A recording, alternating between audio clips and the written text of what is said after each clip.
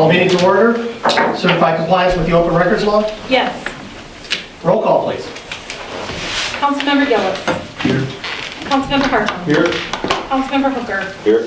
Councilmember Raisler. Here. Councilmember Schneider. Here. Councilmember Schofield. Here. All are present. Pledge allegiance. Pledge allegiance To the flag of the United States of America and to the republic for which it stands, one nation, under God, indivisible, with liberty and justice for all.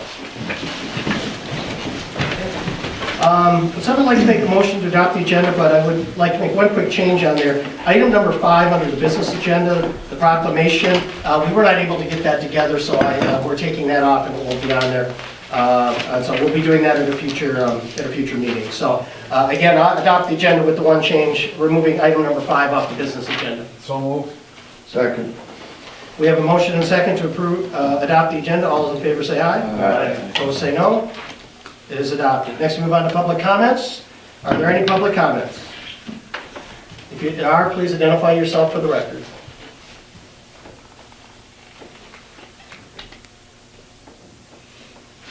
Hearing none, no scheduled appearances. We move on to the consent agenda. The following matters may be acted upon by the City Council utilizing a single vote. Individual items which any member wishes to address in greater detail or as a separate item on the regular agenda may be removed from the consent agenda upon the request of any council member. We have the minutes from the special council meeting from November 17th, 2021. Bartender's license for Kimberly L. Duke for the Durand travel stop and Danielle L. Larson for Bodie's Saloon LLC. Everything's fine. I'll make a motion to approve the consent agenda. Second. We have a motion and second to approve the consent agenda. All those in favor say aye. Aye. Opposed say no. It is approved. Next, move on to the business agenda. Mayor's report, just a couple of things to talk about.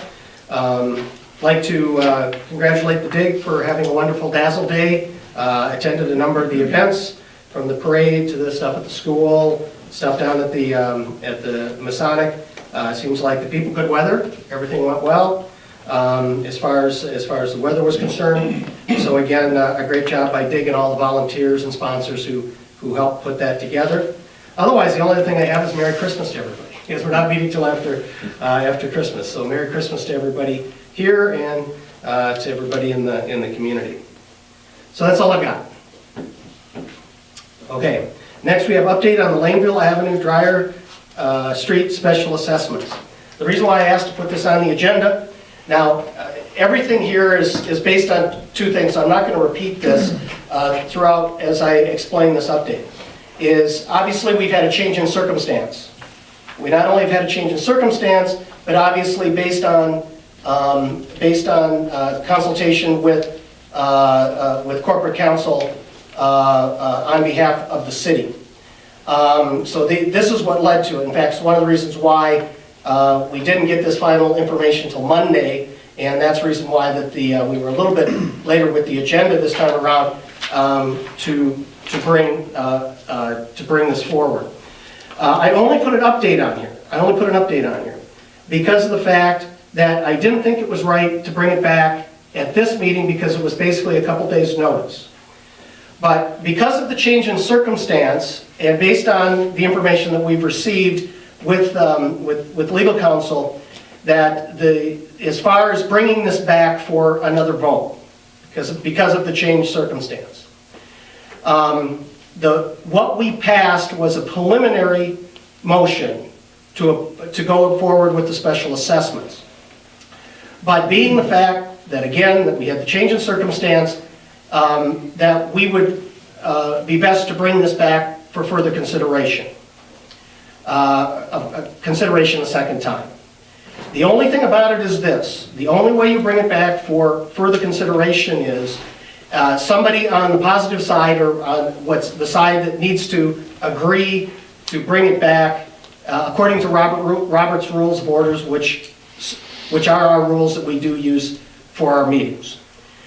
If we take the people that would not be included to vote or the people that voted on the other side, we're in a situation that there's basically only 2 people sitting around here that have the ability to do that. I am one of them. I have made the decision that we are going to reconsider this decision, and it will be coming back at the next council meeting. But let's talk about the meetings quick. We usually meet in between Christmas and New Year's. We have a special meeting because the 22nd would be our next meeting, but it's close to Christmas.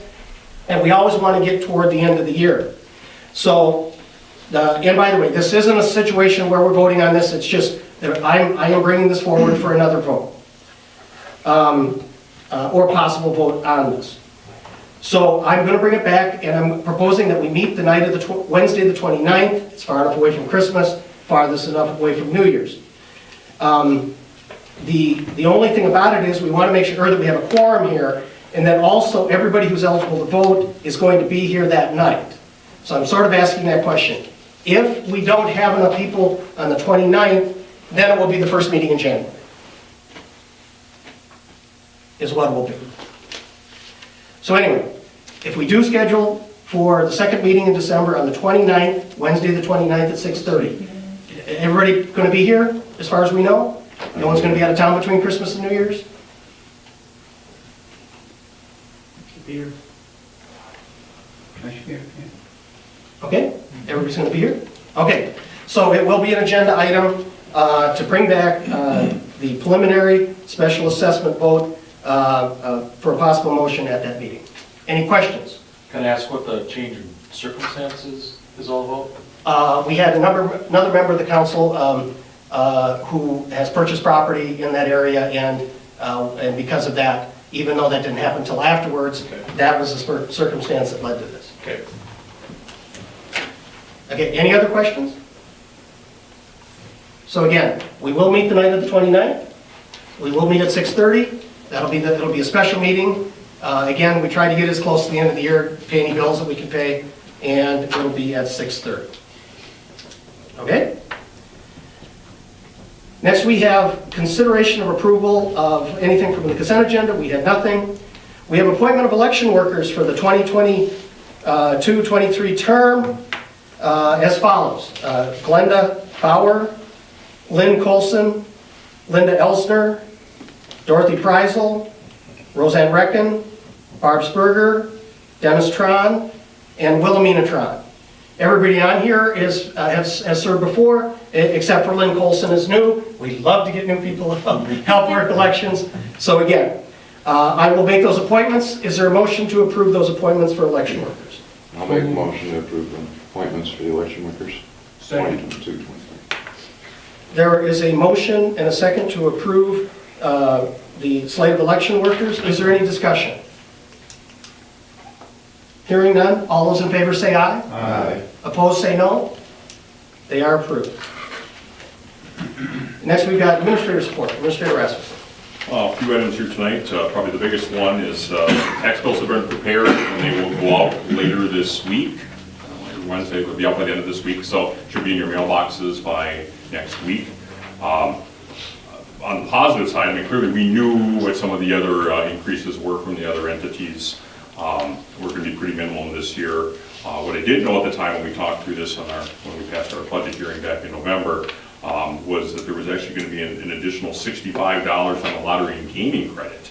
So basically, as I'm looking at a tax bill in the city for an assessed property of about $100,000, it actually decreased by about $27 for last year in total. So again, we know that when it comes to most things, or when people are coming to paying their bills, we've had years where there's been increases due to other entities and things of that nature. The fact that it's going down should probably help that Andy and Jenny as they're bringing these in. And it's just overall a Keep good buying those lottery situation. tickets. So the lottery situation must have worked out pretty well. So yeah, it was actually a decrease of about 1.4%. So, but look for those in the mailbox, and I'll just. From a related item, I'll move into the holidays schedule. Mayor and I were talking about this and kind of a little bit more, but so from the standpoint of our holiday schedule this year, we will be closed on the 24th, Friday, and Monday the 27th, and then also closed on the 31st for the New Year's holiday. And I mentioned the 31st only because people that try to get their taxes in for property tax, or not property tax, income tax purposes yet, and for other means. So I'm just pointing that out, that we are going to be closed. If it's in the box, if it's postmarked, again, it still counts as being in for 2021, so just a quick update on that.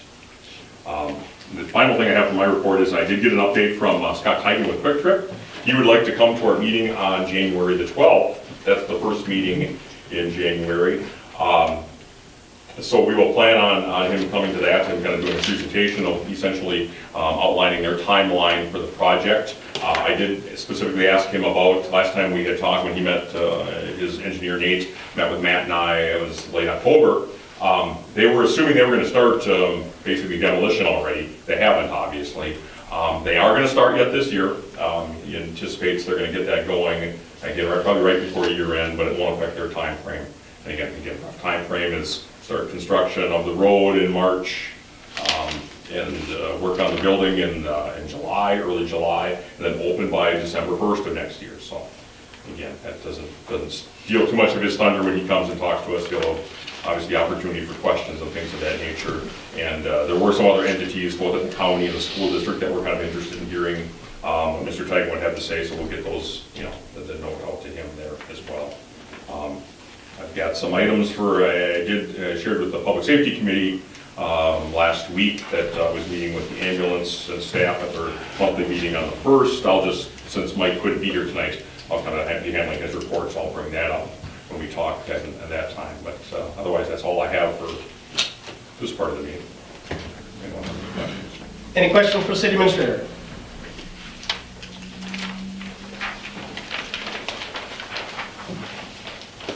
Hearing none, we'll move on to the Police Department monthly report. Chief Ridgway. Yeah, just wanted to report a little bit on the Holidazzle parade. Everything went smooth, and it was the first time I've ever seen a cow in the parade, so that was pretty interesting. But everything went smooth. We had some great help from the Pepin County Sheriff's Office and the Wisconsin State Patrol. Both entities sent down personnel to help us with traffic control. This was shortly after the incident here in Wisconsin, so we wanted to make sure that we had some extra protection and things, even though that was an isolated incident. So they stepped up and helped me when I kind of asked for a last minute request for them to send some people for me. So I thank them for their help on that. And then just an update on our part-time officer staff. I know you guys get tired of probably hearing this, but it's always changing, so I'm going to keep updating you. So Anna got hired with the St. Croix County Sheriff's Department. Her last day will be on the 18th. Actually, I got that day filled. She asked if I could try to fill it for her, but officially her last day will be the 18th for us. Carter Bellefue, who you guys probably haven't even met because he's only been with us for a few weeks, got a full-time offer with UW Superior. Tentative date is in January, so he just wrapped up his training with John, and so he's going to finish a couple of shifts with John, I guess, this weekend, and then he's going to work a bunch for us in December, maybe into January, and then he'll be gone as well. I've got another person lined up to hopefully fill at least one of those spots, and I got a couple applicants that I can interview to hopefully fill the other spot as well. So some more turnover in our part-time roster. But that's all I have for updates. Any questions for Police Department? Hearing none, we'll move on to discussion and possible action regarding amending ordinance 519, section 34-47, parking, stopping, and standing regulations. It's an update to clarify the winter parking rules. This did go to Safety Committee. So I don't know if the chief wants to start, and then Committee Chair Gillis, if he wants to speak in on this. Yeah, so we had some questions on specifically Section 3 winter parking regulations. It used to state that the snow had to be plowed to the curb line, and there was just some confusion there. I talked to our city attorney regarding it, and she said, we would probably win a court case if that was the wording, but she said it definitely could be more clear for situations. So we decided to change it to from curb line to curb line on the entire block. And this really is really a result of the new snow plowing policy that Matt implemented to try to clear up spaces downtown in front of some businesses that were open and kind of push the snow maybe towards some businesses that weren't open. So some of the block was getting plowed, but not the entire block. But then the city crew, when they go in to do their snow removal, they still need the entire block for all their equipment, the dump trucks that come into town, things like that. So we wanted to make sure that we cleared up the language on that. So we're looking to change it from curb line to curb line on the entire block. We also eliminated First Avenue under C, Central Business District. That includes the area back here behind the city shop. You can park back there now. That is not included in the snow emergency, Central Business District. And then we also wanted to clear up on the second page, on D, we wanted to clear up how we notify citizens in Pepin County, or in the city of Durand about our snow emergencies. So we talk about, we just kind of cleared up some of that language. We're going to utilize the Pepin County Sheriff's Office radio system. That's basically the officer getting on the radio and stating the city of Durand is under a snow emergency. That way if somebody relies on listening to their scanner, they can hear, okay, they're under snow emergency, and they know. So that's one way we notify them. We also make available a telephone hotline number. That's the pool line. That's not going to change. But then the last sentence we added, the police chief may also utilize other technology that is available to announce snow emergencies. As of right now, that means Facebook and Nixle. In the future, we don't know if there's going to be a new system that's not Facebook. We don't know if there's going to be something other than Nixle. So we don't want to specifically state Facebook and Nixle. We want to leave it a kind of vague, but yet gives the police chief the authority to use those other technologies to notify our citizens as best we can, so that we don't have to cite and told people. Stan, in the event of exceptional weather events, Yep. do you use the same tools? We would use the same tools, definitely. We'd use the radio stations. This would be, I look at, I don't know what year it was, May of 10 or 11, we had like 26 inches of snowfall. That'd be like an exceptional event where, hey, we're gonna shut down all city parking for a 3-day period, a 72-hour period. That might be something that we would look at, And, so that'd be something more restrictive.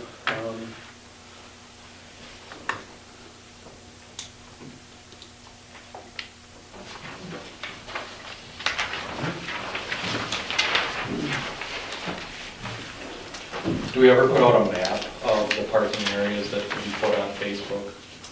Like as far as like green areas where they can park, red areas where they can't, or? I haven't done that map, but that's a good idea, because I have a map that the city, or that the officers use in our squad cars that show, okay, here's our downtown area, here's our business, general business district, because we don't start enforcement on those until 7 p.m. to allow the businesses to operate for the day, so that the officers know what the areas are. But Sometimes something we can my do brain as actually works that way too. It's kind of sometimes hard to visualize what streets they are actually being talked about by just reading it here. Yeah, So. yeah, that's a good idea. I can do that.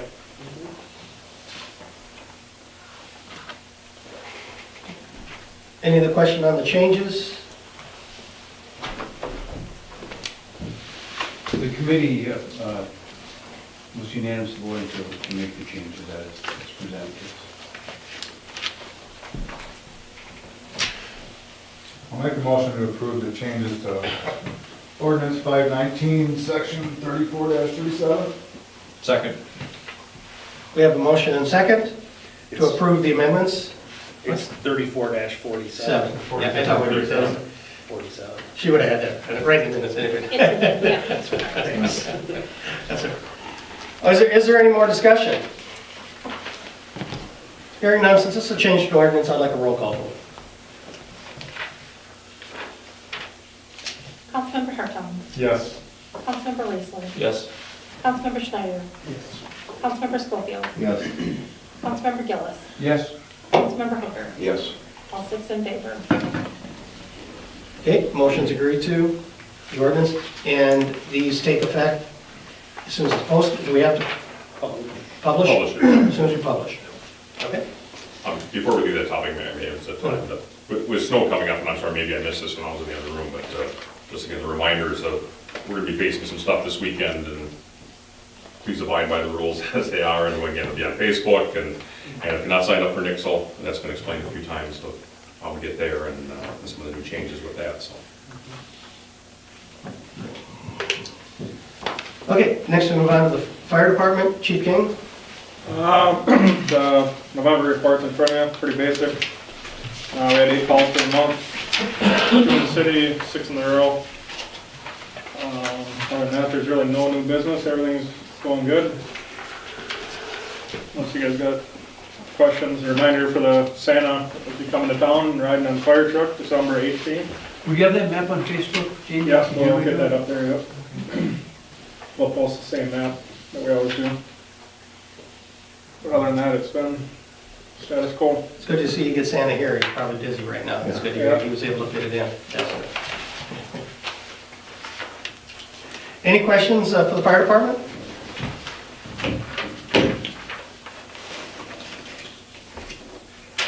Hearing none, we move on to discussion and possible action regarding the ladder truck purchase and related discussion with the Durand Rural Fire Department. So what I'm going to do here is turn it over to the city administrator to update everybody where we're at with this, and then obviously we'll have Chief King jump in and get everybody updated and deal with any questions. Okay, well, and within the packet, basically a couple of things I'm going to talk about tonight were within the packet. So Jamie and I have met with Don Hartline with Rural several times since probably when we last talked about this. And we also did have a public safety meeting talking about each one of these items just last week. So basically, what we know at this point is, fair to say that Rural is ready to move forward with the purchase of the vehicle. So clearly, I guess from a first bullet point item, I wanted to make sure that if there are any questions around this table yet regarding the justification or the necessity of the vehicle, we would be able to talk about that tonight. I certainly can share the next item again. I'm just going to summarize these real quick and then we can get into some more detail. Regarding the cost allocation with Rural, they are on board with the 70-30 split. So basically, at this point, we would be looking at 30% of this purchase. And again, they're looking at a long-term agreement to that effect, again, go forward, which is why I shared or added basically the buy-in analysis. In talking through that with Public Safety Committee, basically there's a summary of that. On the flip side, we're talking about all the way out to purchases out to 2046.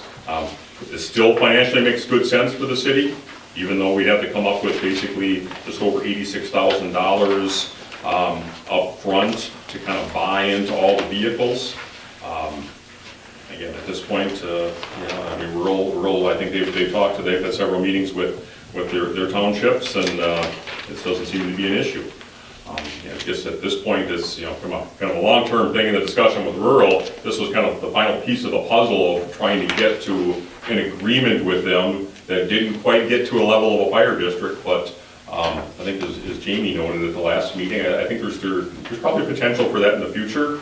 There's still some, fair to say, some hard feelings out there perhaps from some of the members that have been on board for a long time, but as some of those people turn over and obviously some of the acceptance that they've gotten to get to this point with our rent issues and our salary issues and now the split on vehicles and future equipment, I think we're probably in a good spot to actually get to a district discussion because frankly everything else has been solved, so now it's just a matter of getting it down on paper.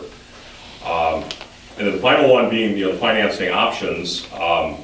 Early on in this process, I'm sure you heard me say that I didn't think that that leasing was the way to go for us. Clearly, it wasn't the way for it to go for us if we would have had to be the main group on the lease, because it's still basically a long-term debt piece. And so when we were talking about our debt limits and the hurdles we would have to face with that, it really wasn't going to help us. What Rural has come up with at this point is that they will front. They basically will be on the lease, and we just have to provide a 30% payment on an annual basis. So basically what we include in the package of essentially a 7-year lease is what kind of the two groups are proposing at this point, and that's certainly what I'm proposing to you tonight. So I guess that's kind of the rough details, I guess. We can get certainly into the nitty-gritty of what those numbers turn out to be, but I guess at this point I'll turn it over to Jamie if he's got more to... I didn't make copies of this, but... No, and that's fine. I have most of it. But if there's just anything else you want to add there, then... The only thing I'd probably add is, after the meeting we were talking to, getting everything all down on paper, and eventually, in the first quarter of next year, they would like to redo the city rural contract, like Scott was talking, we've changed so much stuff, to get it all into one new agreement. The last agreement is 2002, was the last time it's ever been redone. So for both sides of the situation, I think it'd be in our best interest to also, we don't have time right now to meet the deadline by January 31st, but I told Don I think we should wait till after the new year in the first quarter, and then work forward for actually updating our contract to, like Scott said, with getting the new rent, the wages, now this truck, and just getting them into one solid piece. And all those things have been agreed to basically already. It's all on paper in the Yeah. minutes, but it's nothing's in a document form. So. And to that point, and we're fielding some questions from the leasing company of, okay, well, again, so we provided all the documentation we have, and so they're kind of coming back to us saying, well, you guys haven't had an agreement since 2002, and that's, Yeah. okay, we've got some updating to do, but again, certainly we can provide with enough information that this makes sense, and that we have, the city side is in agreement, the rural side is in agreement, and so I think they're going to be satisfied with what they're asking. I did make a little synopsis of the whole thing. I didn't make copies, but I will. Before you guys leave, I can send them on you. Or if you want them now, I can. So the rules ready to go if we are? So rurals, yeah, so they officially vote on January 18th. Until then. So that with them leasing, they also need to do a public hearing, just like you guys would here. So they're advertising, that'll go in the paper I think next week, and then that's gotta run for 2 weeks. So their public hearing and their vote would be January 18th. It's just, I'm sorry, Mark, if I can just No, go go ahead. we have no public hearing issues. We No. don't have, No, not for you yeah, guys. Yeah, Just for the rural, yeah. because it'd be under the same thing. If they're borrowing the money, they need to do a public hearing, and that's what it's gonna be, January 18th. And we have to commit in January, Jamie? We need to Buying or have to a- leasing? Yeah, we need to have a signature by January 31st, otherwise the price goes up almost to 100,000 more. So that's why it's been, that's why I didn't have much of a report, because that's, my last 2 months have been hours and hours and hours working on all the paperwork. So as we discussed that safety, I think what, tonight, we should have, at least, more than a consensus, but an idea that, okay, yes, we're in favor of going forward with this, and then we would come back in January with a contract similar to what Roe would have that outlines the purchase of this truck. And again, they're in agreement with going forward with all of that, as Jamie noted, for all future purposes as well, but this agreement would be specifically just for this vehicle, and they outline all the payments and the leasing, pieces, and then some of those, again, I will talk about a little bit more here yet tonight. But that's the rough plan of where we stand, and what we basically talked about at public safety, and that they agreed to and basically brought here tonight. So they're agreeing to the 3070, and they can't go back to the old agreement from 2002 or anything as far as how that transpires? So what would happen if you guys approve this tonight? Scott would sit down and type up some kind of a new agreement for the truck, and then also with the down payment and that sort of thing. And then that would get presented to the rural at the same time. So that's why we're a step ahead of them right now, is because the agreements would have to, initial agreements for this truck need to get done before that they can move forward. You said we were making 30% of the annual lease payment.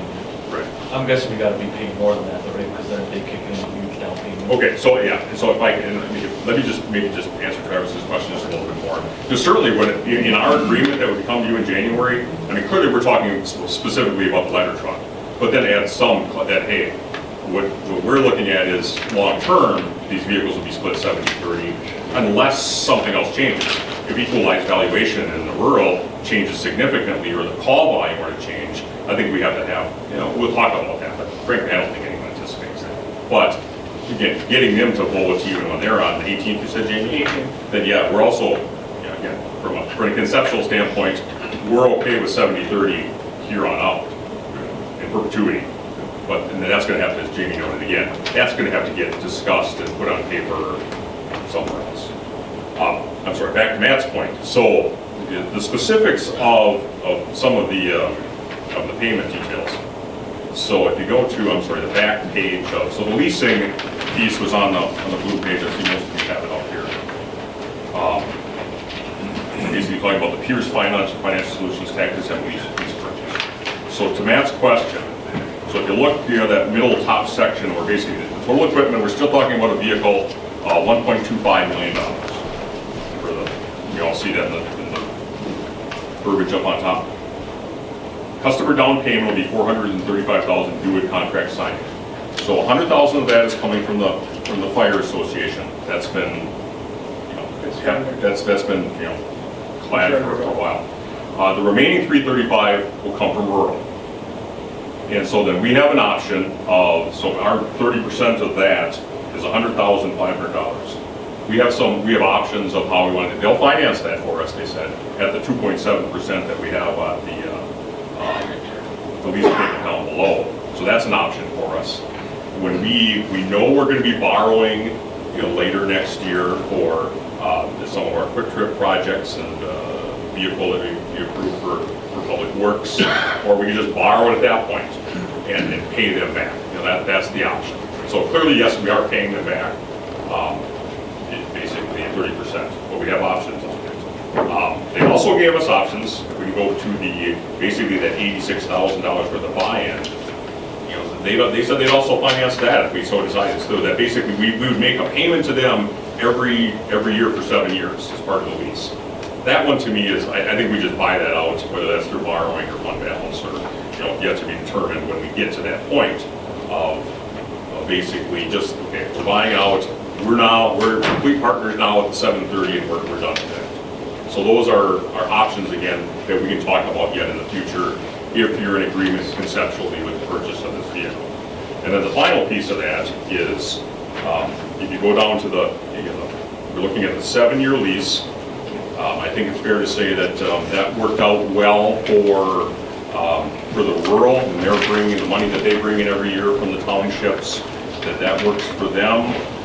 The other side of the 7 years is basically we would have this vehicle completely financed before we'd have any other fire vehicles that would be looking to be purchased. So that was another positive. The 2.7% rate is not a bad deal. Recall that our publicly financed money for the Laneville project was 1.6, 1.7. For basically a fire truck for unsecured, I doubt we're going to get better than 3. Certainly at the state pool that we borrowed at, that's 3.5 to 4.5. So again, I think that's a pretty good rate. And then so yeah, our 30% of that annual payment is just under $38,000. So at minimum, we're paying the $38,000 every year for 7. So again, whether we probably borrow to a degree for that, but the fact that we're only borrowing on an annual basis, that small amount, is way better than what we were looking at for potentially borrowing $550,000 and really hitting our levy limit where we might not be able to do any of this, even on the pool side of things, to even do both projects. You've been talking about some of our public works projects that are a little farther out in 2025 for potentially Main Street. That should get us to a better position for there as well. So again, I'll be the first one to admit that up front, leasing wasn't the way to go. But if someone else is going to put their name on the dotted line, I don't see it. It's not hurting us at all. It's not basically tying us up, because again, we're only responsible for basically $38,000 a year for 7 years. And depending on the financial situation, each year might be a little bit different in the way we approach putting that payment together. Correct. And so again, that was the other thing that the committee discussed, was that we've got options. Right. We're not tied, we're tied to it, but how we do it, we would have options. That's not gonna hurt any of our credit stuff. Oh, definitely not. I mean, with our contract with them, even though our name's not on the lease. Right. It's Well, not gonna. maybe I'm not quite understanding your Well, The city's name won't be on the lease or the title. okay. It'll just be like all the other trucks we own jointly, And 50/50. here's the- when we get to the end of the 7 years, we basically buy it for $1. The lady told me the buyout is $1, but they've never billed anybody the dollar. Oh, good, good, go. Gotta get that covered on the dollar. And then at that point, it would be owned 70/30. It'll be, with the contract that's drawn up by Scott, And then we don't, at the end of that 70. you'll still be 30% owner from day one. Yeah, from day one. Yeah, not. Will that have to be in the contract that even though we're not on the title, we are 30% owners? Well, clearly, yeah. It's the same as we currently own three trucks now that are And they're all 50/50. state. And it's always, Similar. yeah.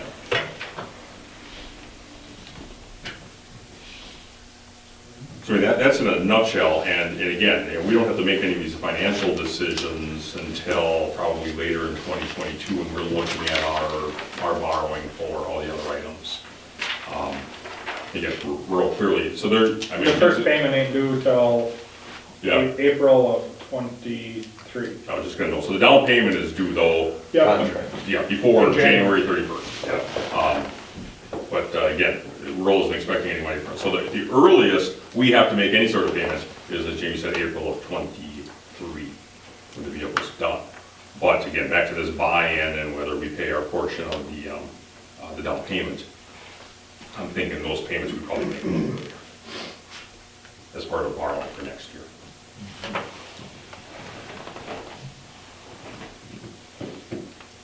We're jumping around just a little bit. One final piece that I know that I think when folks that were at the open house or when they had the demonstration of the vehicle, there were some questions about the life of the ladder. That's all explained in this letter that Jamie got that I made for the public safety committee last time. And so at the end of the day, that ladder should be good for the life of the vehicle if it's maintained well enough, per the representatives at Pierce.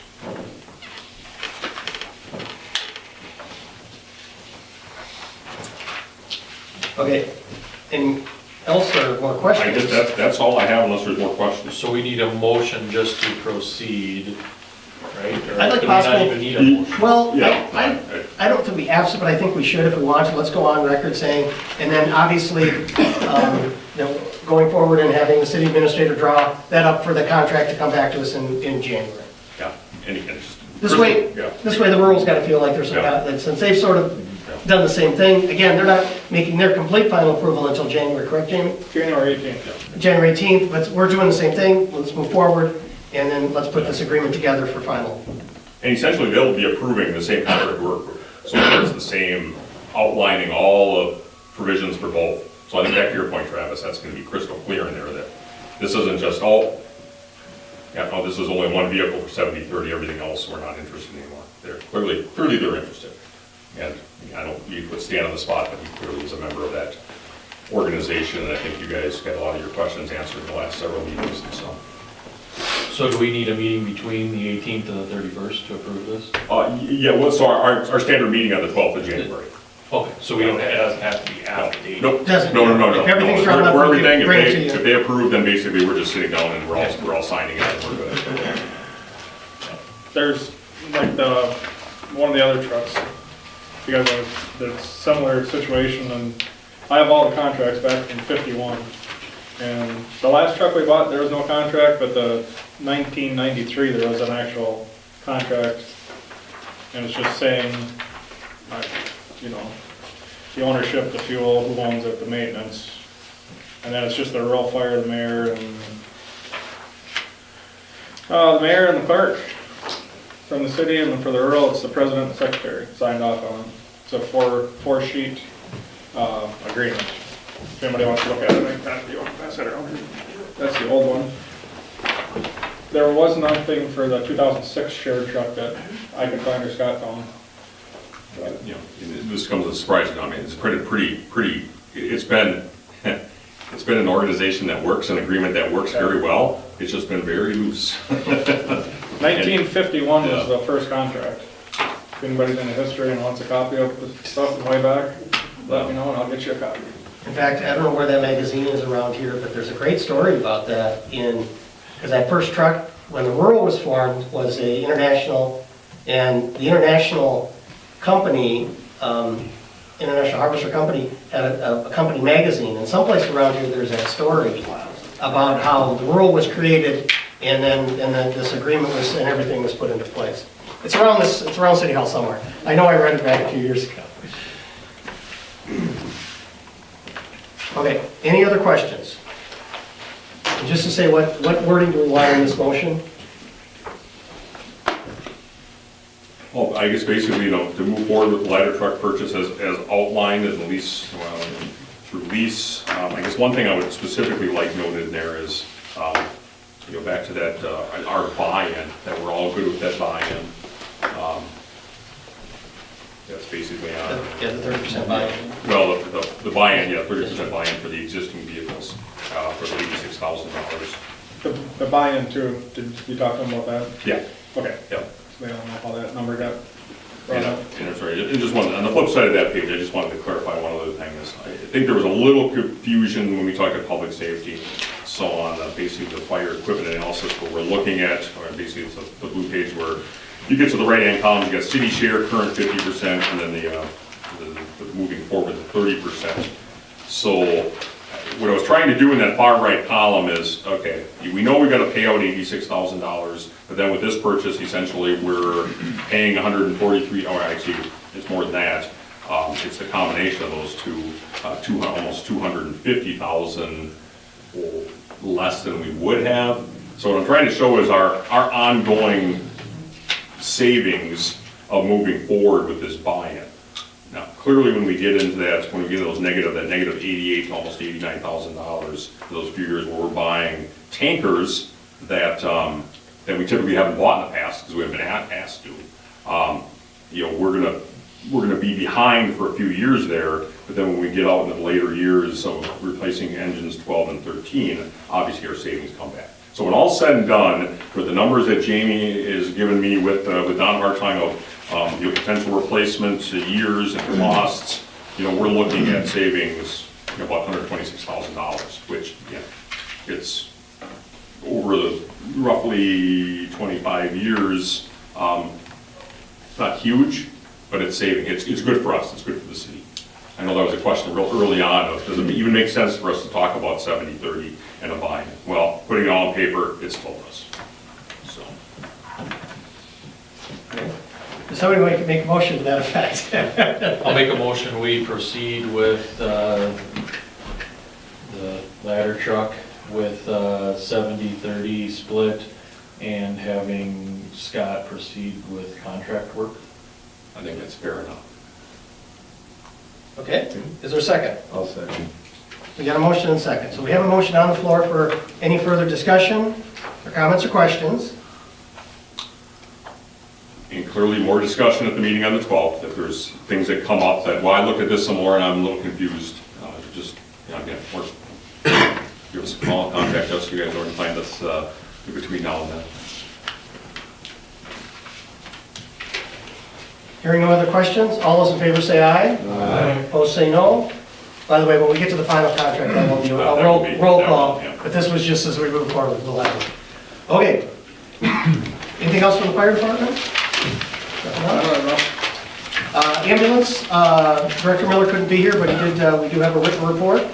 Do you have anything else to add? Yeah, we do have a written report, and I don't have, as I said earlier in my report, I referred to this, I did meet with the ambulance staff. The ambulance had their monthly meeting on December 1st, or last Wednesday.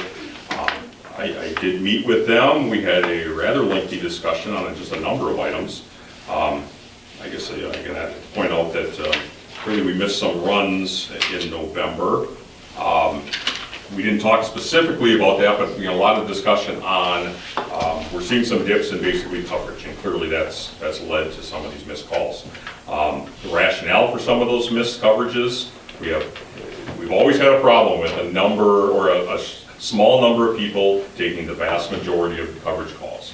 We have at least one of those individuals that has basically some changes in family life that has forced some cutback on that. That's hurt us.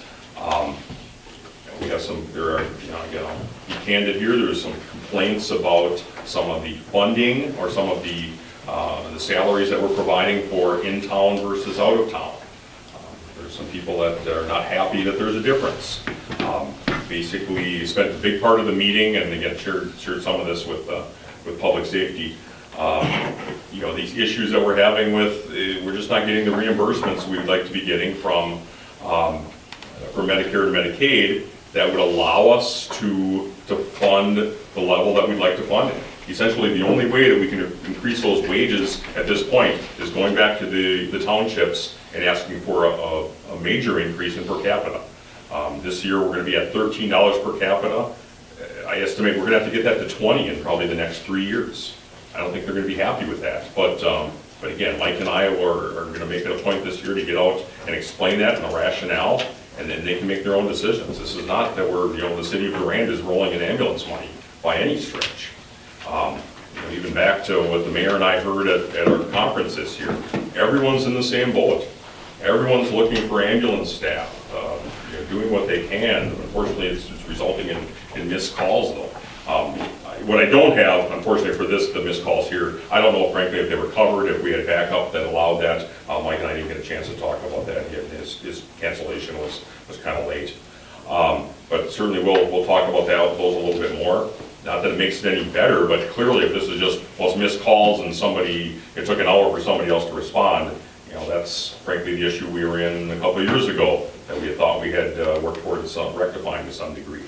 So we'll keep working. On the plus side, there were several members of the current class there, a couple people coming on that are basically in kind of their final steps of training. That should help to a large degree, and then those people are local. Again, I give a shout out here. One of them is Officer Chris Erickson's wife. So I think that'll work real well for the city. Those are the type of things that we really need. Some of those local people that we hope are going to be around a long time. Trying to think of some other things that we just talked about a lot of different things in general.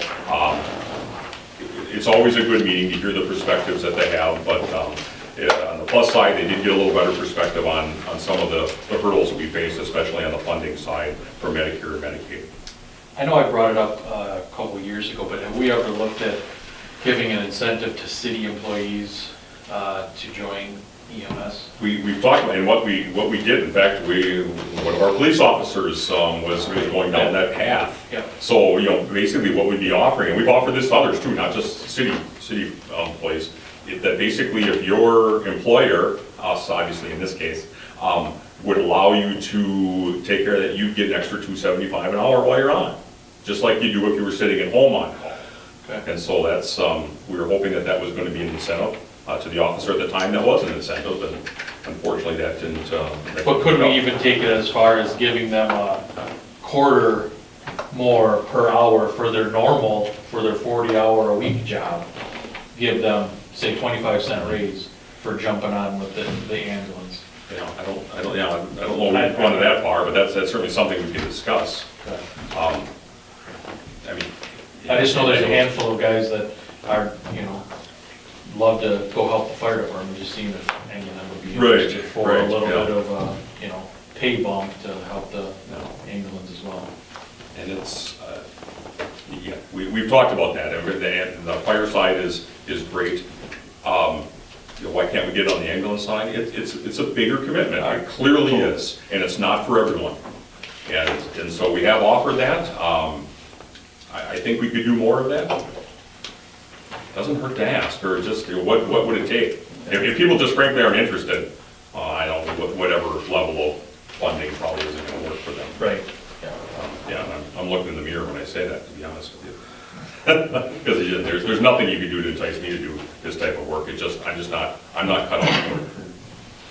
And maybe others aren't either, but those that are, I think should be rewarded, especially if again, there are no magic solutions here. We can talk about volunteerism and all that, but that's to a degree in this business. What we're hearing around the state and around the country, it just isn't there. You'll say, Mark shared some pictures back when he was mayor a lot of years ago. And the one thing I noticed, there was a picture with him and all the EMTs.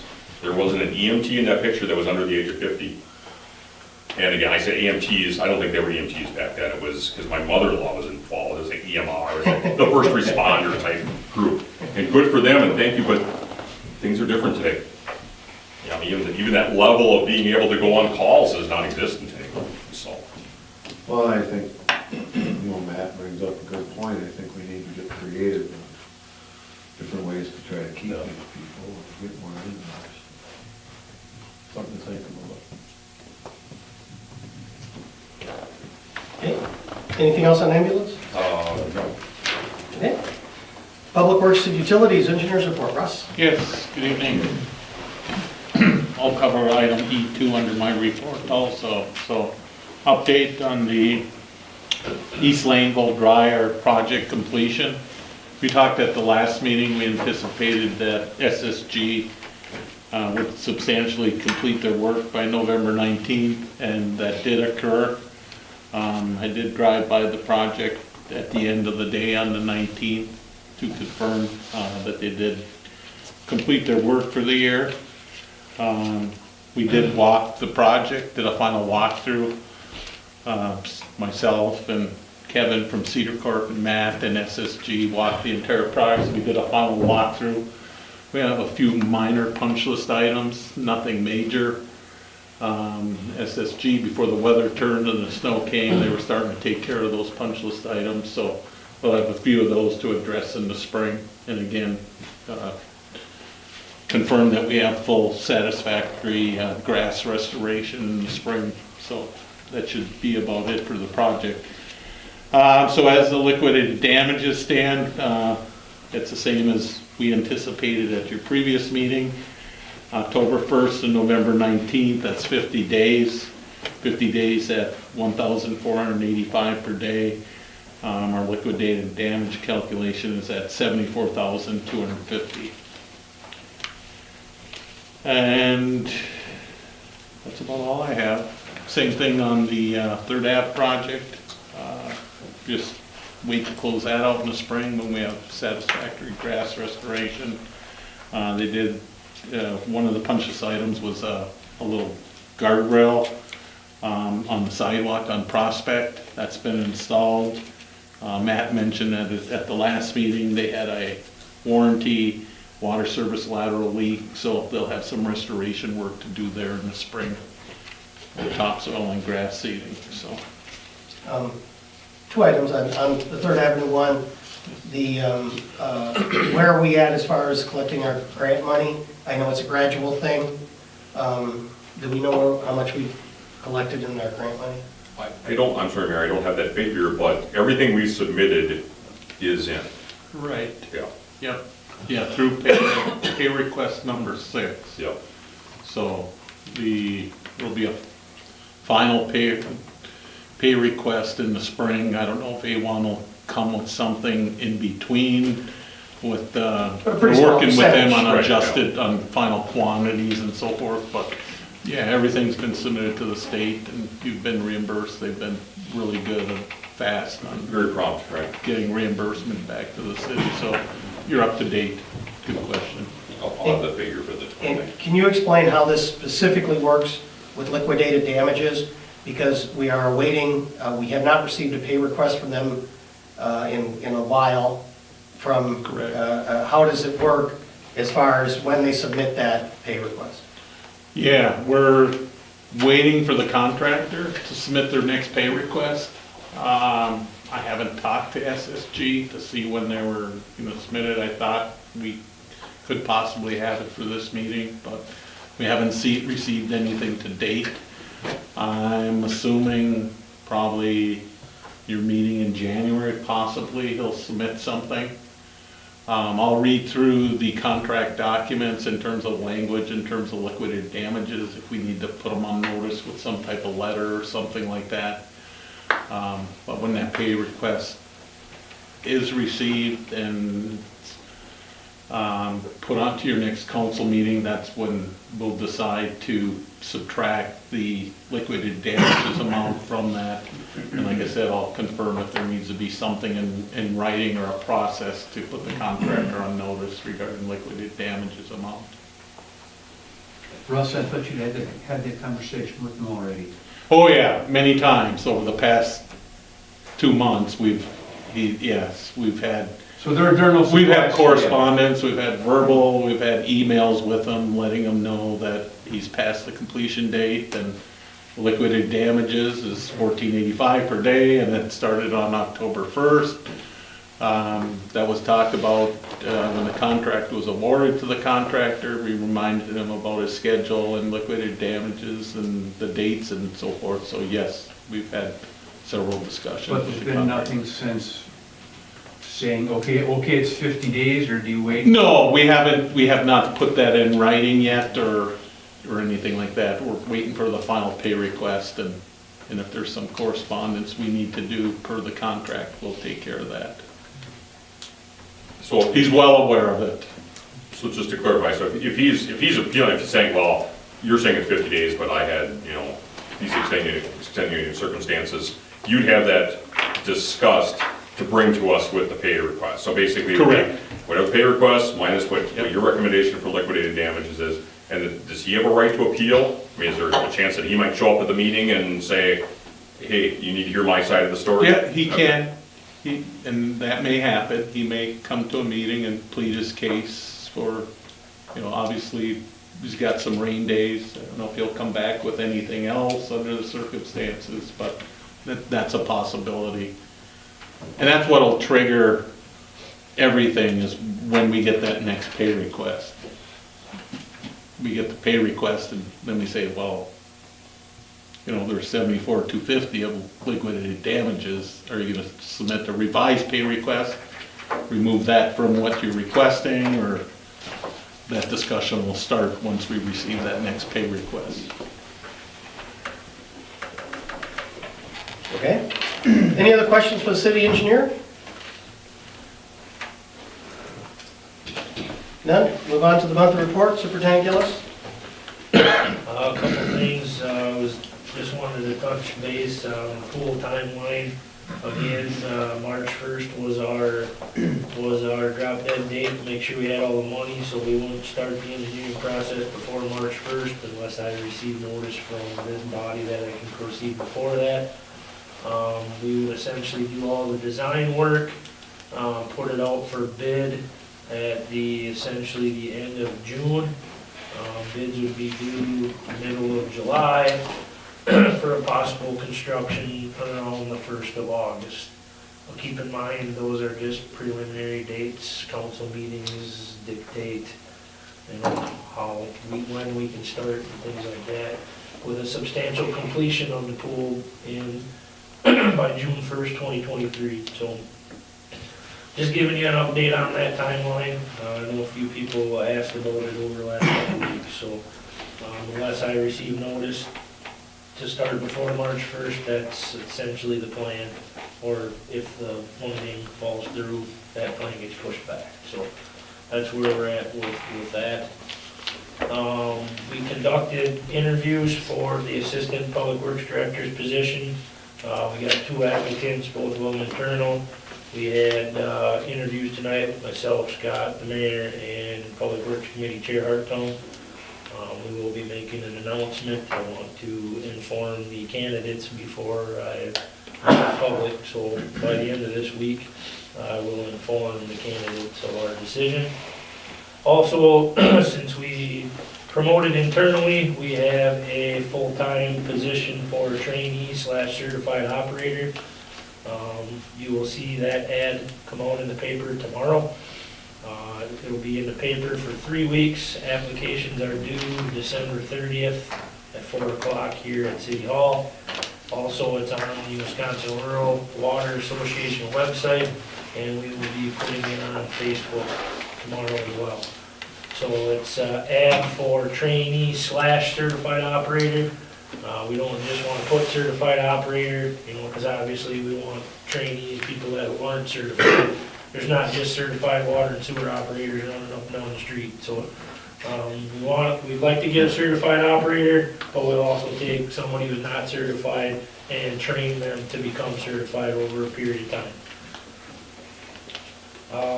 We have our monthly water bacteria testing on Monday.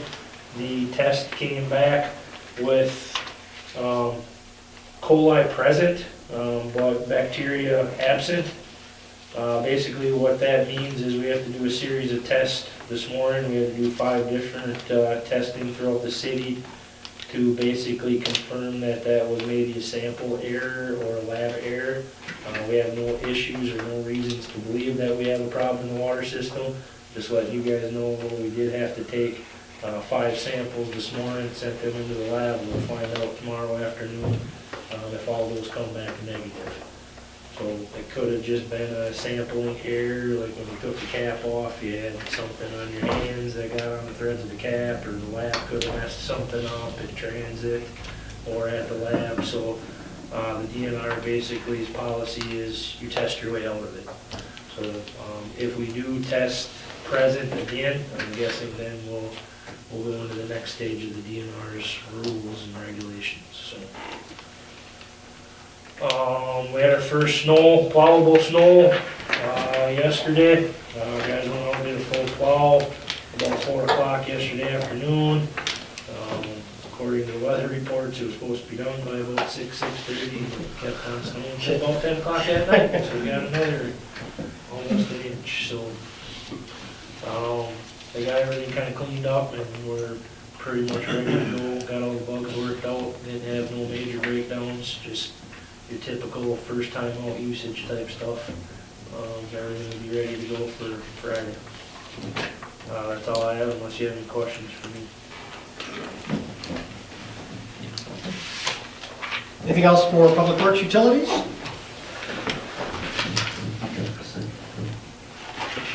Hearing none, let's pay the bills. Again, just a reminder, the next meeting will be a special meeting on the 29th at 6:30 here at City Hall. We'll finish up the year's business as best we can.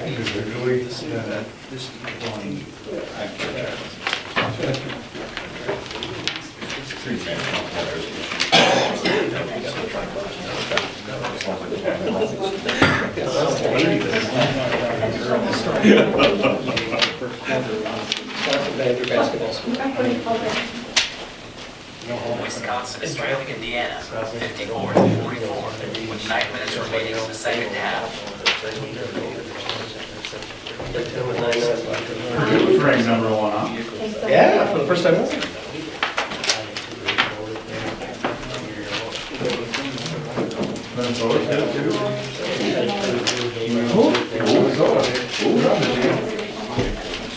Who would they play? No, I just they have beat a couple pretty good teams. Policy for capital purchase is 70-30. Any policy prior to this is null and void. Just instead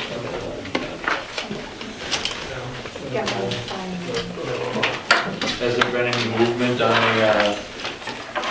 the dedicated email addresses and stuff? Yeah, we actually had some, we're working on some items internally. We had some Wi-Fi issues that we got squared away, so work continues on. I haven't looked today, but I was busy all day and I had not. Deadline was like 6. Right, that's right, yeah. I was wondering if anybody's not shoveling. Now's the time to. Am I supposed to sign this one twice? It was such a light snow. I did it with my roller.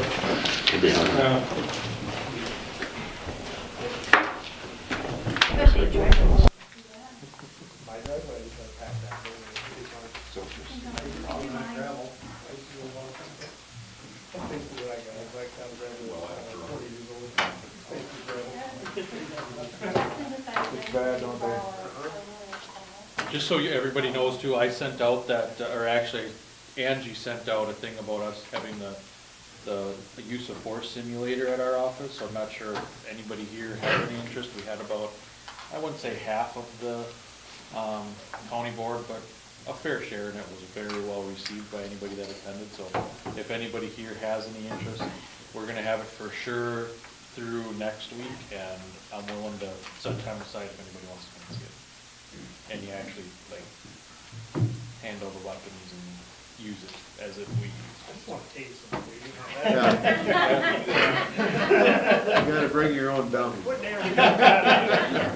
After playing, I'm happy to taste.